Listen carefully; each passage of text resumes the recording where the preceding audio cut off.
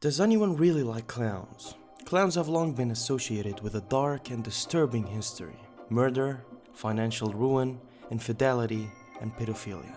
So here are historical events that have contributed to a negative perception of clowns. Hello and welcome to another episode of Endless Info. The earliest documented clowns date all the way back to 2400 BC in ancient Egypt. Clowns appeared in ancient Greek and Roman societies, eventually evolving into court jesters in the late Middle Ages. These professionals would openly mock food, drink, and the monarchy, all while behaving maniacally for a laugh. Grimaldi was the first recognizable ancestor of the modern clown. He was hugely visible. It was claimed that a full eighth of London's population had seen Grimaldi on stage. Grimaldi made the clown the leading character of the pantomime, changing the way he looked and acted. He suited up in bizarre, colorful costumes, stark white face paint punctured by spots of bright red on his cheeks and topped with a blue mohawk. He was a master of physical comedy. He leaped in the air, stood on his head, fought himself in hilarious fistcuffs that had audiences rolling in the aisles. But because Grimaldi was such a star, the character he'd invented became closely associated with him, and Grimaldi's real life was anything but comedy. He'd grown up with a tyrant of a stage father. He was prone to bouts of depression.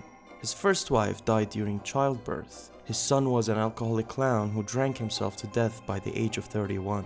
And Grimaldi's physical gyrations, the leaps, tumbles, and violent slapstick that had made him famous, left him in constant pain and prematurely disabled. As Grimaldi himself joked, "I am grim all day, but I make you laugh at night." That Grimaldi could make a joke about it highlights how well known his tragic real life was to his audiences. Around the same time in France, everyone was laughing at Jane Gaspard de Brow, a clown character with a white face, black eyebrows, and red lips. One of the first professional silent mimes. He was universally beloved in France, but in 1836, he killed a boy with a blow from his cane after the boy taunted him. Though he was later arrested, the image of a killer clown stuck in the people conscious. Even the people who are supposed to like clowns, children, supposedly don't. In 2008, a widely reported University of Sheffield, England, survey of 250 children between the ages of 4 and 16 found that most of the children disliked and even feared images of clowns. Most clowns aren't hiding anything, but again, just as in Grimaldi and de Brow's day, it was what a real-life clown was concealing that tipped the public perception of clowns. Because this time, rather than a tragic or even troubled figure under the slab, there was something much darker lurking.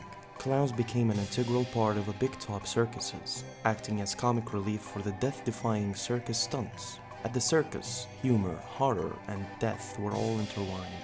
The clown's art is now rather terrifying and full of anxiety and apprehension. Their suicidal feats, their monstrous gesticulations, and frenzied mimicry reminding one of the courtyard of a lunatic asylum. During the 1950s and 1960s, clowns became characters meant to entertain children.